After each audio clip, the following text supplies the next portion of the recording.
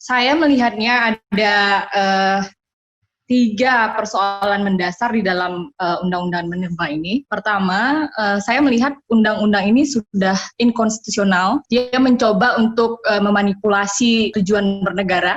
Kalau misalnya kita baca di dalam pertimbangan aturan menimbang undang-undang ini lahir, dia itu mengatakan begini, di menimbang RUU ini dia mengatakan, undang-undang ini dia mengatakan begini, bahwa mineral dan batu bara yang berada di dalam wilayah negara kesatuan Republik Indonesia merupakan sumber daya dan kekayaan alam yang tidak terbarukan sebagai karunia Tuhan Yang Maha Esa, yang memiliki peran penting dan memenuhi hajat hidup orang banyak, dikuasai oleh negara untuk menunjang pembangunan nasional yang berkelanjutan guna mewujudkan kesejahteraan dan kemakmuran rakyat secara berkeadilan. Nah, dari sini saja saya melihat bahwa ini upaya untuk memanipulasi tentang tujuan bernegara sesuai dengan pembukaan Undang-Undang Dasar. Negara dalam memakmurkan rakyat itu tidak perlu tangan perantara yang memiliki kekuatan tanpa batas. Kita tahu bahwa bagaimana sejak zaman Orde Baru sampai sekarang kepentingan pembangunan itu selalu menjadi kata yang selalu menjadi dalih bagi penyingkiran hak-hak rakyat. Kita ingat kasus Kedung Ombo, bagaimana pemerintah Orde Baru mengatasnamakan pembangunan, tapi ada puluhan desa yang kemudian ditenggelamkan karena ada pembangunan dam zamannya Kedung Ombo. Dan munculnya diksi ini di dalam RUU, di dalam undang-undang ini, menurut saya ini tidak berbeda dari Undang-Undang 1167. Padahal kita tahu bahwa kelahiran Undang-Undang Minerba yang lama 4 2009 itu sebetulnya kan bentuk otokritik terhadap Undang-Undang 1167. Di mana Undang-Undang 1167 disitulah yang satu paket dengan Undang-Undang Penanaman Modal Asing yang meliberalisasi sumber daya alam di Republik kita ini, termasuk soal tambang. Jadi saya melihat di sini ada tujuan lain, ada agenda lain atas kelahiran undang-undang ini. Yang kedua, saya juga melihat di samping konstitusi ini sebetulnya kan juga nggak cocok dengan Pancasila ya, yang mengatakan keadilan sosial bagi seluruh rakyat Indonesia. Kalau kita periksa pasal-pasal di dalam undang-undang ini, itu saya melihat arahnya tidak ke situ. Jadi arahnya tidak pada keadilan bagi seluruh rakyat Indonesia. Betul sekali banyak berbagai kritik yang disampaikan banyak pihak bahwa undang-undang ini hanya menguntungkan elit saja, dan itu sebetulnya terkonfirmasi ketika kita sudah memeriksa berbagai peraturan perundang-undangan. Kalau kita baca lagi Undang-Undang Nomor 4 Tahun 2009, itu di aturan menimbang maupun di penjelasannya itu jelas bahwa kelahiran undang-undang ini tuh salah satu latar belakangnya itu adalah persoalan sentralistik dalam pengelolaan sumber daya pertambangan mineral dan batu bara. Itu secara eksplisit disebut dalam penjelasan. Nah, undang-undang ini yang baru ini mengembalikan lagi sentralisasi terhadap pengelolaan sumber daya alam. Jadi ini melawan konstitusi, inkonstitusional. Dari sisi otonomi daerah juga dia sebetulnya melabrak ya tentang penghargaan terhadap pengakuan otonomi daerah, meskipun memang bukan undang-undang ini yang memulai. Jadi kalau kita lacak, misalnya di Undang-Undang tentang Pemerintahan Daerah tahun 2014 itu sudah dimulai tuh menggembosi otonomi daerah dengan membawa agak sentralistik, dia membawa ke pusat dan ke tingkat provinsi dan menghilangkan kewenangan kabupaten. Meskipun memang dalam persoalannya sendiri adalah pengelolaan pertambangan di level ketika dia didesentralisasi di tingkat kabupaten dan provinsi itu sama-sama bermasalahnya. Jadi masalahnya itu kan banyak sekali ketika dulu ini dikelola oleh kabupaten, banyak sekali tuh obral izin-izin dan itu bermasalah sampai akhirnya diambil alih oleh Undang-Undang Pemerintahan Daerah ke provinsi kemudian ke pusat. Tapi kan persoalannya tidak selesai dengan menarik kewenangan itu ke pusat atau menarik kewenangan itu ke provinsi. Ada persoalan mendasar yaitu tentang tata kelola pertambangan yang nggak jelas arahnya kita mau kemana. Coba misalnya kita cek ketika dia mengatakan bahwa mineral dan batu bara adalah energi yang tidak terbarukan. Nah, mestinya kalau dia sadar bahwa ini tidak terbarukan, harusnya jangan eksploitatif. Jadi antara kesadaran yang ada di pertimbangan itu dengan turunan yang ada di dalam pasal-pasal itu tidak sejalan. Kalau kita lihat itu kan sangat eksploitatif sekali. Dan sebetulnya sejarah sudah mengkonfirmasi itu. Misalnya kalau kita cek data KPK tahun 2018 itu, pertama kan kita ini bukan negara dengan cadangan batubara yang besar. Kita itu cadangannya hanya 2% dari cadangan batubara dunia. Kalau logikanya ini adalah energi yang tidak dapat diperbaharui, harusnya dihemat-hemat memakainya. Nah, yang terjadi enggak, kita itu termasuk eksportir terbesar batu bara. Dan yang kita ekspor dengan kebutuhan dalam negeri itu lebih dari 50%. Jadi sekitar 70 sampai 80% itu kita ekspor ke luar negeri. Itu satu. Yang kedua dari sisi kepemilikan. Berdasarkan data KPK, kalau di batu bara misalnya, itu 93%. BUMN itu yang dimiliki BUMN cuma 7% dari ini batu bara. Begitu juga di sektor timah, biji nikel, dan bauksit ya. Jadi kecil sekali, rata-rata itu 7-20% yang dimiliki oleh BUMN.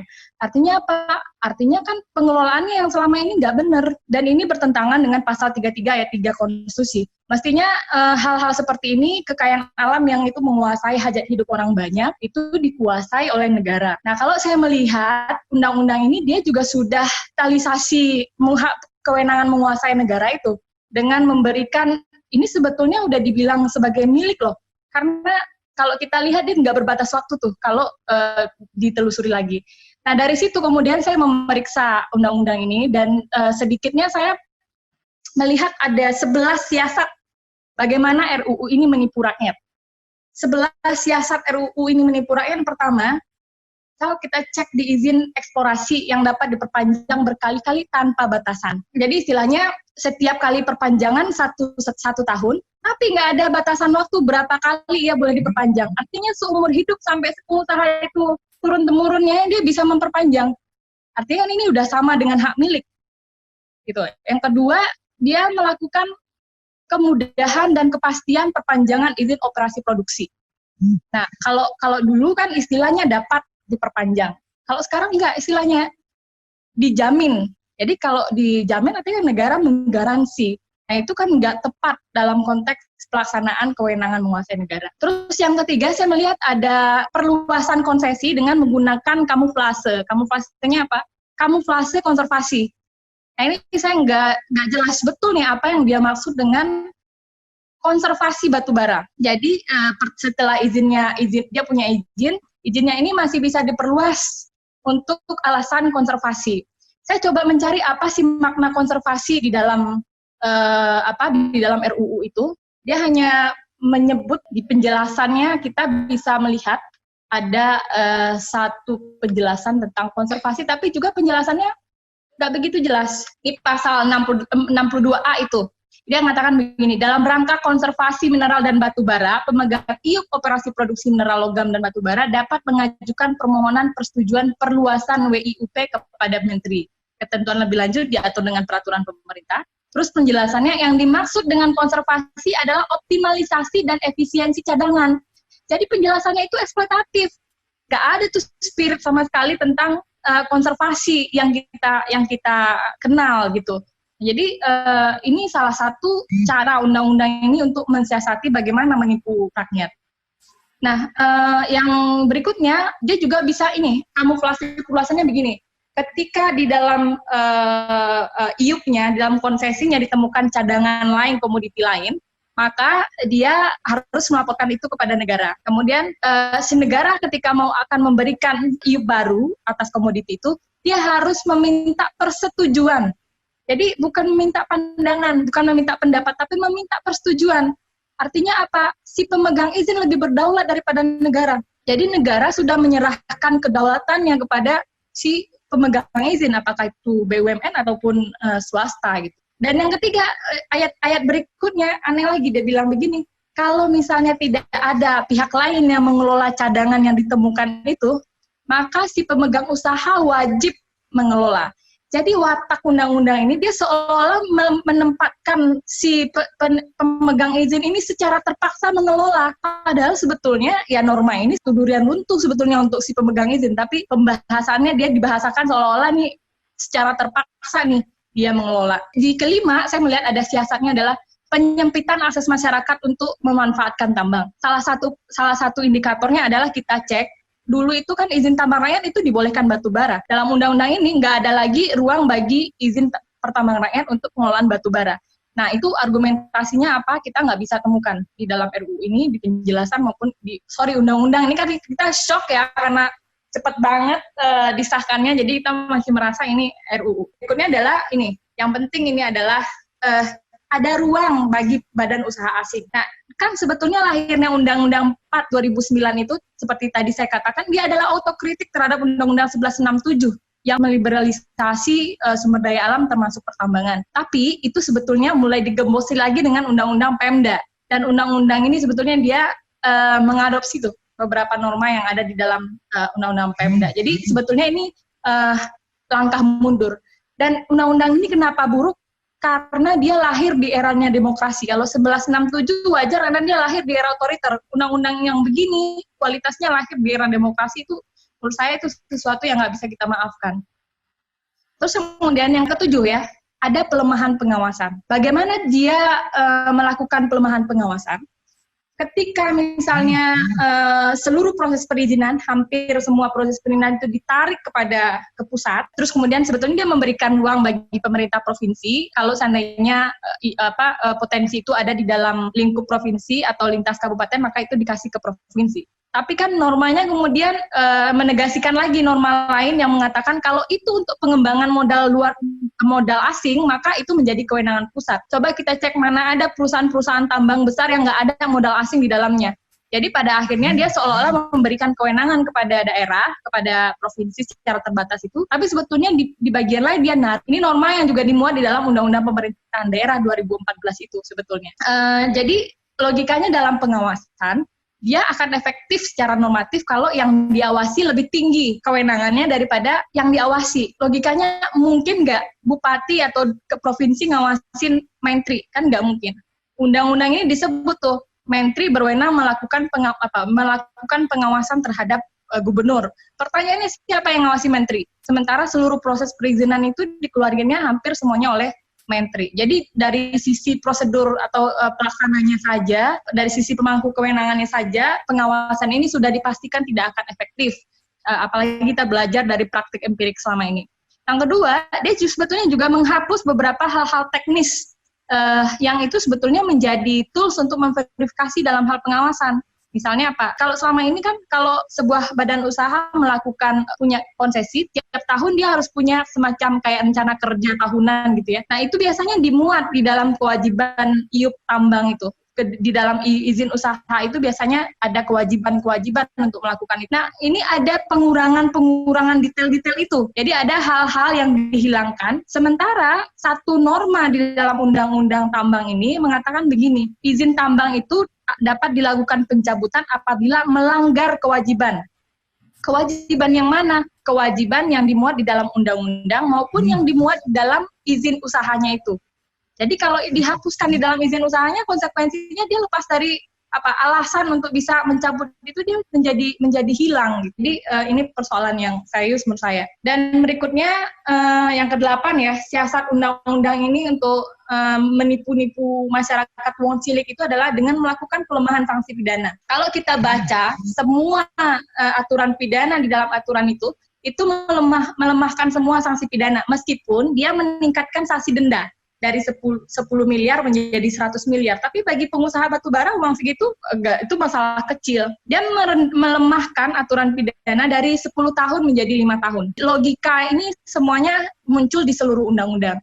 Saya kalau tidak salah, tapi saya agak lupa, ada satu perbuatan pidana yang hilang di dalam undang-undang ini, sehingga perbuatan itu nggak bisa dihukum kalau seandainya itu. Tapi saya nanti cek lagi itu perbuatannya apa yang hilang. Nah, tapi di sisi lain undang-undang ini mempertahankan, jadi siasat berikutnya dia menipu wong cilik adalah dia mempertahankan pasal tentang kriminalisasi. Kan kita tahu bahwa pasal setiap orang yang menghalang-halangi atau mengganggu aktivitas perusahaan tambang itu adalah pasal yang menelan korban paling banyak tuh selama ini di masyarakat kecil, petani, dan masyarakat di sekitar tambang. Pasal ini dipertahankan di dalam undang-undang ini. Siasat yang ke-9 adalah yang ke-10, dia memberikan kelonggaran pajak. Ini juga muncul di undang-undang lama, tapi undang-undang ini lebih menegaskan lagi soal kelonggaran pajak. Dan yang ke-11, dia menghapuskan soal smelter, tidak mewajibkan lagi soal smelter yang kita tahu itu dimuat di dalam Undang-Undang 2009. Nah, spiritnya sebetulnya kan untuk supaya barang tidak dijual mentah ke luar negeri gitu. Tapi kemudian undang-undang ini itu menghapuskan. Dia tidak lagi memuat itu sebagai sebuah kewajiban, terutama bagi tambang batubara. Nah, berikutnya sebetulnya kalau yang bagian kontrak karya itu jelas sekali bahwa ini orang yang paling menerima manfaat konkret dari undang-undang ini, karena kan semua kontrak karya itu mau berakhir tahun depan, ada beberapa tahun, ada yang 2 tahun lagi akan berakhir gitu kan. Dengan adanya undang-undang ini yang memberikan jaminan perpanjangan, ya pasti orang-orang ini akan menerima manfaat.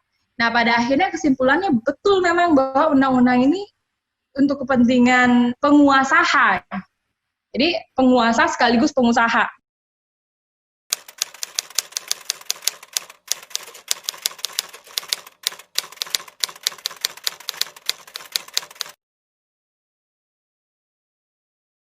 Ini dokumennya basisnya sebenarnya dua, pertama kasus-kasus yang memang didampingi sama LBH kantor.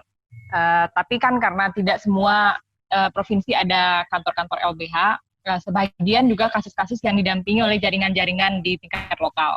Jadi dalam catatan kami membatasi pada sejak tanggal 2 Maret 2020 sejak pengumuman pasien COVID pertama, terus kemudian kita batasin sampai tanggal 2 Mei 2020. Jadi memang beberapa kasus yang terjadi sekarang ini belum masuk. Misalnya seperti kemarin yang kasus PT Rara Abadi itu kenapa nggak kita masukin, karena itu sebenarnya peristiwanya udah sejak 2019. Tapi proses sidangnya yang baru 2020. Cuman kan kemarin ada perkembangan intimidasi juga terhadap sejumlah wartawan yang membackup kasus itu. Tapi kasus itu sendiri belum masuk karena kita membatasi sampai 2 Mei ketika penulisan laporan ini. Jadi ada 3 bulan masa pandemi. Nah, dari 16 kasus itu terjadi selama 3 bulan itu tersebar di Sumatera Utara, Sumatera Selatan, Jambi, kalau di Sumatera itu, terus ada Jawa Tengah, Jawa Timur, Sulawesi Utara, sama Kalimantan Tengah, dan Papua. Ini sebetulnya kasusnya kalau kita lihat tidak ada pola yang baru, polanya sebetulnya sama aja dari kasus sebelumnya, tidak ada satupun kasus ini yang benar-benar baru, artinya mestinya pemerintah sudah bisa mendeteksi titik-titik konflik itu kan, dan membuat langkah-langkah antisipatif terhadap terjadinya konflik-konflik di masa pandemi. Nah, tapi yang terjadi justru pertama negara melakukan pembiaran terhadap konflik-konflik karena tidak satupun dari korban-korban yang terdampak akibat konflik itu sekarang mendapatkan pemulihan. Kita itu mencatat sekitar 70 keluarga yang kehilangan lahan dalam masa pandemi ini, dan ada 900 keluarga yang terancam kehilangan lahan juga. Dari 70 keluarga itu, 40 diantaranya itu masyarakat adat, termasuk masyarakat suku anak dalam di Jambi, yang berkonflik dengan PT Perkebunan, PT Asiatik. Kemudian ada masyarakat adat Minahasa di Sulawesi Utara. Nah, selama ini, sampai saat ini, sejauh ini nggak ada respon sama sekali dari pemerintah pusat maupun dari pemerintah daerah.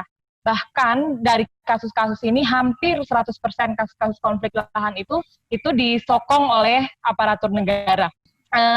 Dari 16 konflik yang kita petakan itu, kita melihat ada 3 aktor dominan di dalam situasi ini. Pertama pasti perusahaan, tapi perusahaan kemudian disokong oleh aparatur polisi dan TNI. Jadi itu 3 aktor dominan pelaku perampasan konflik lahan di masa pandemi. Aktor-aktor ini memang menjadikan pandemi, kalau kita lihat itu dia sebagai peluang. Kenapa kita sebut dia sebagai peluang? Karena kan satu sisi pemerintah menerapkan PSBB dan masyarakat sendiri secara internalnya pasti dia juga membatasi gerak karena khawatir terhadap pandemi, tapi di sisi lain ketika perampasan terjadi, jadi gerak mereka kan menjadi sangat terbatas. Dan ketika mereka menempuh langkah-langkah mengantisipasi, mempertahankan lahan, mereka sendiri sebetulnya tidak punya pilihan di samping menantang pandemi, sebetulnya menantang wabah. Dan berikutnya faktornya adalah minimnya dukungan pihak ketiga. Jadi kayak teman-teman pengacara-pengacara LBH di berbagai daerah itu kan sangat terbatas geraknya. Karena sebagian besar advokasi beralih ke online via WhatsApp, Facebook, dan lain-lain, tapi tetap dalam situasi konflik itu kan nggak bisa. Tetap dibutuhkan kehadiran pendamping di lapangan. Bahkan kemarin itu dalam diskusi soal laporan ini, Ombudsman sendiri dia mengakui bahwa 80% aktivitas di Ombudsman itu mati. Sementara dalam kasus-kasus konflik lahan, ketika ada pengaduan, mereka membutuhkan verifikasi lapangan. Dan ini nggak bisa mereka lakukan di masa pandemi. Nah, situasi ini yang membuat posisi masyarakat itu sangat lemah, dan aktor-aktor dominan tadi tahu betul. Jadi kalau mau mempercepat proses perampasan lahan dalam situasi konflik konflik yang sudah lama terjadi, maka ya momentum yang paling pas itu ya pandemi COVID-19 di tengah masyarakat lemah dan dukungan eksternal terhadap masyarakat juga sangat terbatas. Nah, dari 3 aktor dominan ini sebetulnya antara polisi dengan TNI itu ada perbedaan dari yang kami lihat. Pertama, polisi sepanjang kasus-kasus yang kita petakan itu, kalau polisi ini memang dia masih pada level pembacking. Jadi dia enggak pada level pemegang klaim langsung terhadap tanah. Nah, ini bedanya dengan TNI. Kalau TNI ini dia bisa saja sebagai pemegang klaim yang mengaku bahwa ini adalah tanahnya TNI, tapi di bagian lain dia juga mungkin sebatas pembacking. Itu beda karakter TNI dengan karakter polisi. Kita mencatat itu lebih dari 85%, 85,7% itu kasus-kasus ini di-backing oleh tentara dan TNI. Nah, bahkan sebetulnya yang menarik itu salah satunya itu di Jambi itu konflik masyarakat suku anak dalam dengan PT Asiatik. Jadi PT Asiatik ini sebetulnya HGU-nya sudah hampir berakhir 2021 dan dulu ketika awal kedatangannya dengan datang ke situ ini sudah berkonflik nih dengan suku-suku anak dalam. Nah, waktu itu mereka menjanjikan bahwa ini akan kembali kepada masyarakat dengan pola kemitraan. Tapi kemudian ini kan janji ini tidak dipenuhi, PT Asiatik tetap berjalan. Dan kabarnya dia sudah memperoleh perpanjangan izin bulan Oktober 2019. Cuman memang masyarakat sendiri nggak dapat izin itu. Nah, yang menarik, si PT Asiatik ini karena untuk kepentingan perpanjangan izinnya, dia seolah-olah memiliki itikat baik untuk melakukan penyelesaian konflik dengan melepaskan 3.700 hektar izin dari seluruh total izinnya. Jadi klaim dia melepaskan secara sukarela izinnya seluas 3.700 hektar. Nah, ini kemudian dia mohonkan kepada BPN untuk dilepaskan, dan informasi yang kami terima dari kawan-kawan pendamping di Jambi itu sudah dikeluarkan SK pelepasannya oleh BPN. Dan ternyata menurut temuan teman-teman di lapangan ada persoalan. Pertama, ternyata izin 3.700 hektar ini sebahagian besar ya berada di luar HGU-nya PT Asiatik. Jadi nggak benar klaim dia bahwa ini adalah sukarela saya untuk melepaskan izin sebagai bagian dari penyelesaian konflik. Yang kedua, situasi fisik atau real di lapangan itu sudah dikuasai oleh masyarakat. Jadi di situ sudah ada lahan-lahan pertanian, perumahan, fasilitas umum, bahkan sebagian juga sudah bersertifikat tanah-tanah masyarakat. Dan selama ini tidak ada konflik dengan PT Asiatik, kecuali ada 1 atau 2 kelompok suku anak dalam yang berkonflik dengan PT Asiatik di lahan 3.700 hektar. Luarnya tidak ada. Artinya ini akan menjadi konflik baru di Jambi. Yang menariknya lagi, yang ketiga, dari 3.700 hektar yang dilepaskan ini, kemudian ada permohonan dari pemerintah kabupaten kepada merekomendasi kepada BPN supaya dari 3.700 hektar ini 70%-nya diperuntukkan untuk penyelesaian konflik, 30%-nya diperuntukkan bagi kepentingan negara. Nah, pertanyaannya adalah apa yang mereka maksud dengan kepentingan negara? Kita tidak bisa membaca itu di dalam putusannya karena sampai saat ini kan itu tidak dibuka ya, masyarakat sendiri tidak peroleh SK itu. Tapi dalam forum-forum resmi, pihak pemerintah mengatakan 30% itu untuk TNI. Nah, bayangkan dalam situasi konflik di mana salah satu aktor dominan pelaku konflik yang kita tahu dari sejarahnya sejak Indonesia merdeka sampai data konflik dalam situasi pandemi, TNI salah satu aktor dominan perampasan lahan. Dan dia menjadi juga subjek prioritas bagi pemerintah untuk peruntukan lahan-lahan konflik. Dan ini sebetulnya dibenarkan oleh Perpres Reforma Agraria itu yang meletakkan TNI sebagai salah satu subjek penerima tanah reforma agraria. Jadi situasi real di lapangannya itu salah satu contoh. Yang lain misalnya kalau kita paparkan 16 kasus kan akan sangat panjang, tapi saya mungkin akan melihat pola yang agak beda. Kalau yang menarik juga di Sulawesi Utara itu klaim Kodam ya. Kodam 13 Merdeka mengklaim tanah-tanah yang dikuasai oleh masyarakat adat Minahasa sejak sebelum Indonesia merdeka. Mereka udah lama turun-temurun di situ, tapi kemudian muncul klaim Kodam 13. Tiba-tiba dia menggusur lahan dengan membekali satu surat pernyataan dari salah satu hukum tua. Jadi hukum tua itu sama dengan kepala desa lah kira-kira. Jadi intinya di hukum tua mengatakan kalau tanah ini adalah tanah TNI. Sementara secara fisik masyarakat sudah menguasai tanah itu sudah sejak lama. Nah, pasca situasi ini konflik di tengah pandemi, kemudian pemerintah kecamatan memfasilitasi pihak-pihak untuk ketemu, termasuk si TNI, masyarakat, dan BPN, pemerintah kabupaten yang diwakili oleh asisten 1. Dalam pertemuan itu si TNI-nya nggak hadir, padahal dia yang paling diharapkan untuk memberikan klarifikasi apa sebenarnya dasar dia mengatakan kalau itu tanahnya TNI. Itu yang pertama. Yang kedua, menariknya si BPN nggak bisa menjelaskan. Jadi ketika ditanya siapa yang apa dasar klaim TNI di sini, BPN tidak bisa menjelaskan. Tapi dia juga nggak mau mengakui tanah itu adalah masyarakat. Dia tetap memberikan jawaban yang ambigu dengan mengatakan, ya pokoknya sepengetahuan saya di sini memang ada aset TNI. Tapi nggak bisa memberikan penjelasan lebih lanjut dan tidak bisa menunjukkan dokumen yuridisnya apa yang menjadi dasar itu. Nah, akhirnya mereka merumuskan kesimpulan tanpa disepakati oleh masyarakat bahwa mereka akan membentuk tim untuk melakukan penyelidikan atas asal-usul tanah. Nah, kami khawatir bahwa proses-proses ini jangan-jangan diarahkan malah untuk merugikan masyarakat. Misalnya nanti akan bilang bahwa masyarakat ada di situ tapi tidak punya bukti kepemilikan atas tanah, sehingga tanah ini bukan tanah masyarakat. Karena kita tahu kecenderungan BPN itu kan selalu meletakkan bukti-bukti tertulis, terutama bukti sertifikat tanah sebagai bukti yang paling otoritatif terhadap hak atas tanah. Nah, itu yang kami khawatirkan.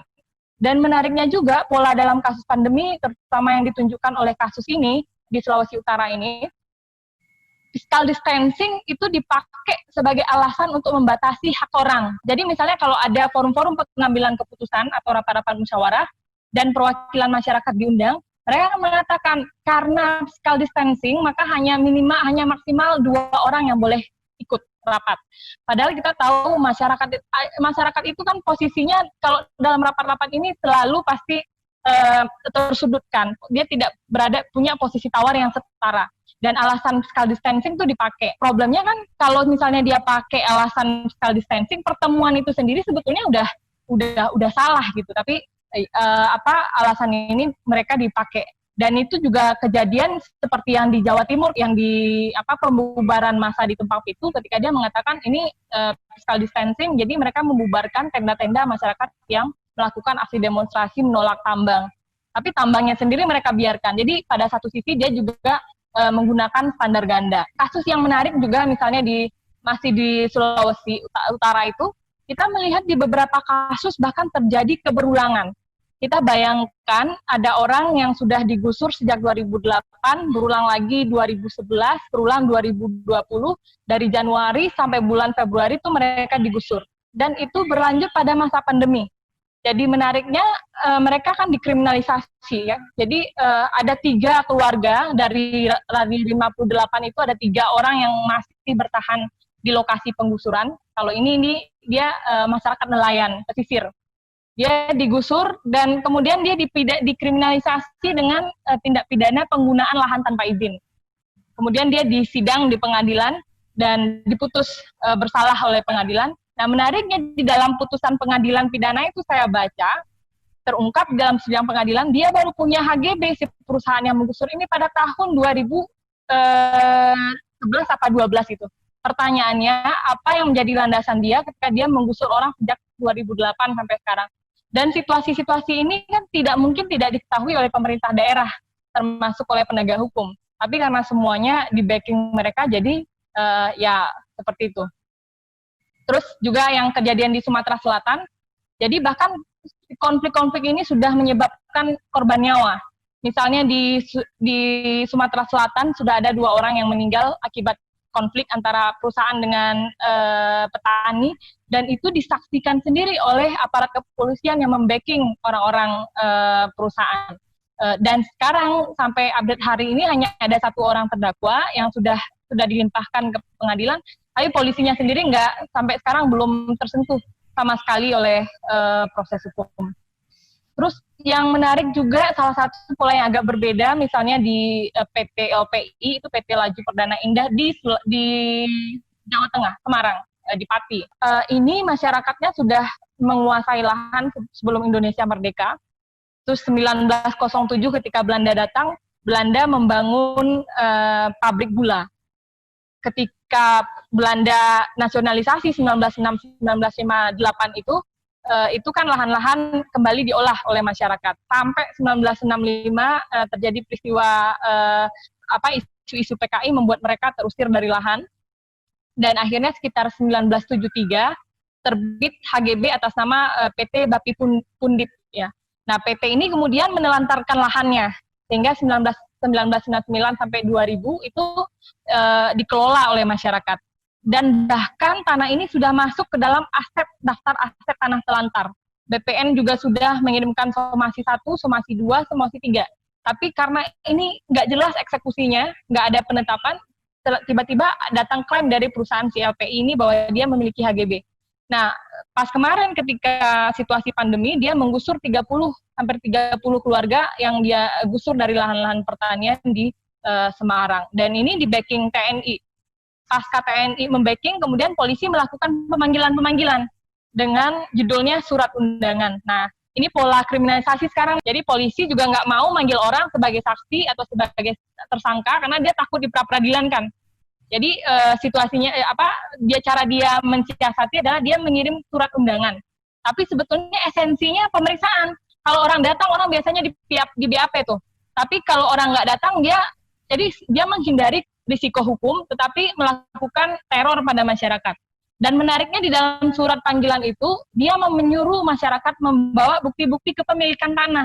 Jadi ini kan nggak ada hubungannya sama sekali. Jadi kasus ini memperlihatkan bagaimana memang kewenangan penegakan hukum dalam sistem peradilan pidana itu dipakai memang untuk mempercepat proses-proses perampasan lahan. Dari situ kemarin kita coba memetakan apa aja sih sebenarnya pelanggaran hak. Jadi dari semua kasus itu kita mencatat setidaknya ada 15 jenis hak yang dilanggar, termasuk misalnya hak atas tanah dan hak atas hak hidup. Kalau kita menafsirkan hak hidup itu tidak hanya soal nyawa, tapi juga ketika ada perampasan terhadap sumber penghidupan, maka mestinya itu diletakkan sebagai pelanggaran atas hak hidup. Terus kemudian juga ada pelanggaran atas hak pemulihan apabila dilanggar haknya, yang sampai saat ini nggak ada.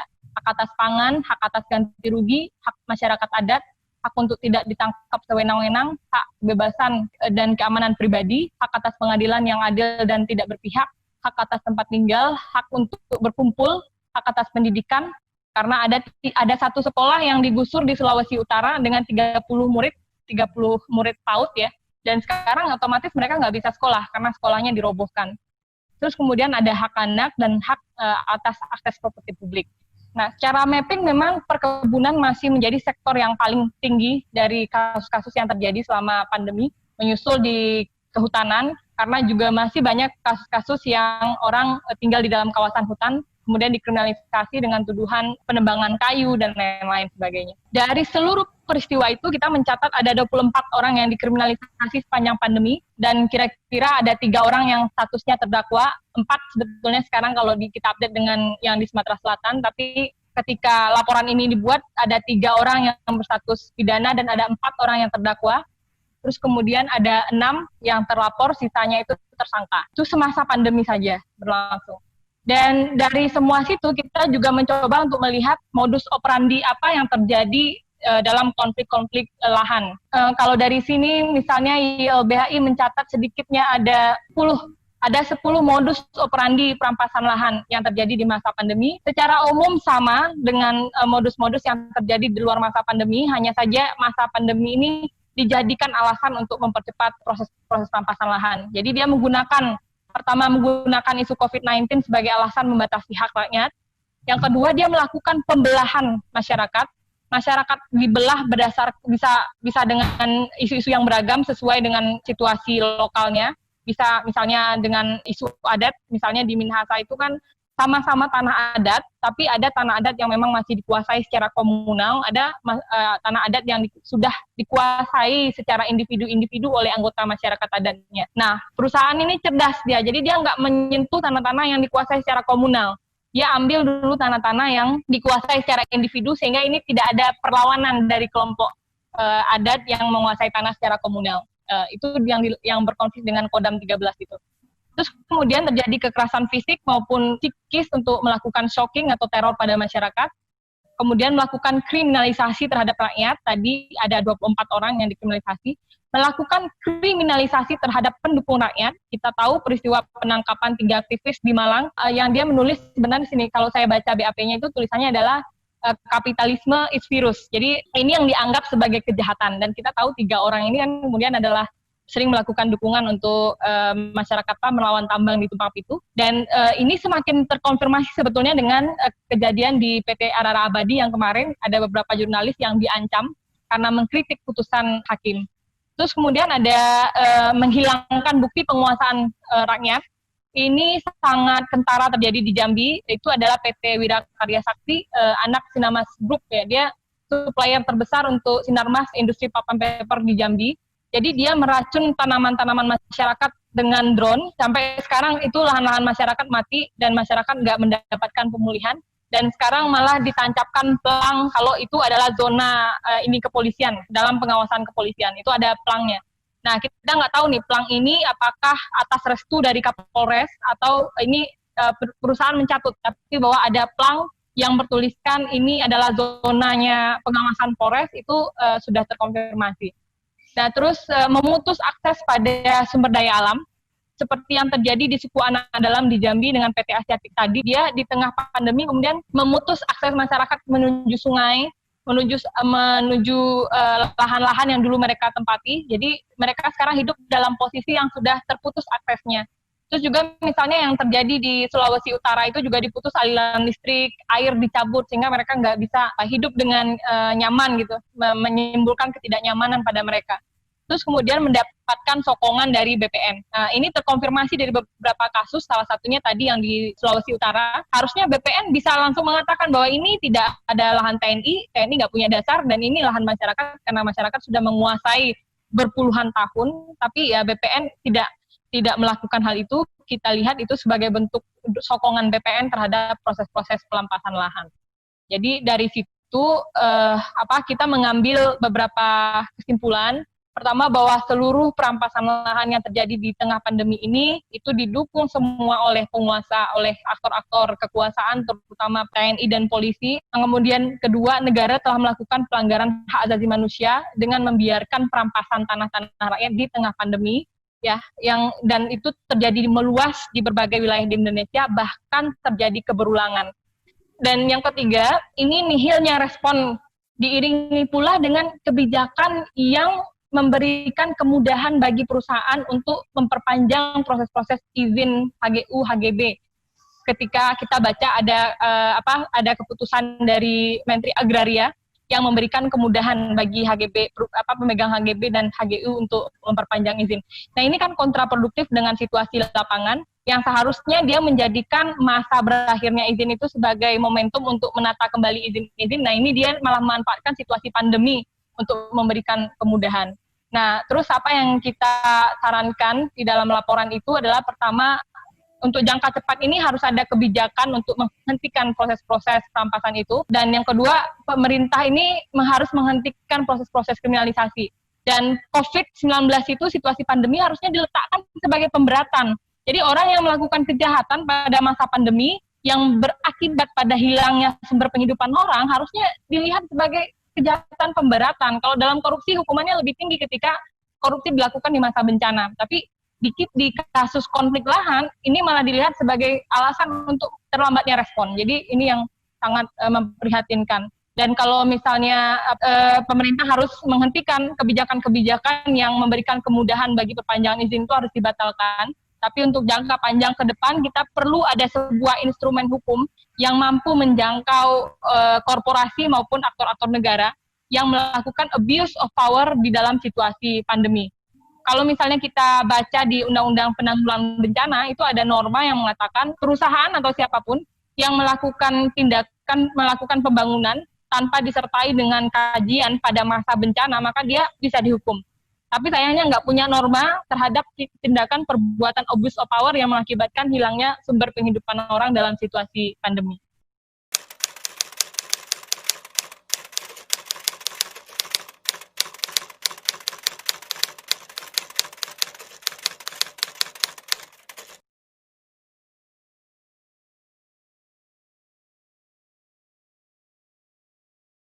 Pertama, kita tidak bisa berharap banyak pada lembaga-lembaga negara hari ini, karena semuanya kepentingannya sudah bertemu semua, legislatif yang kita harapkan semuanya juga sudah menjadi bahagian dari oligarki itu terbukti dengan disahkannya undang-undang ini. Saya sebetulnya tidak sepakat juga ada yang mengatakan kalau undang-undang ini untuk menyelamatkan si pengusaha pertambangan dalam mengingat situasi pandemi. Enggak, undang-undang ini sudah dirancang sejak lama. Kan ini termasuk salah satu undang-undang yang kita tolak waktu reformasi di korupsi. Jadi ini sebetulnya rencana perampokannya udah lama nih.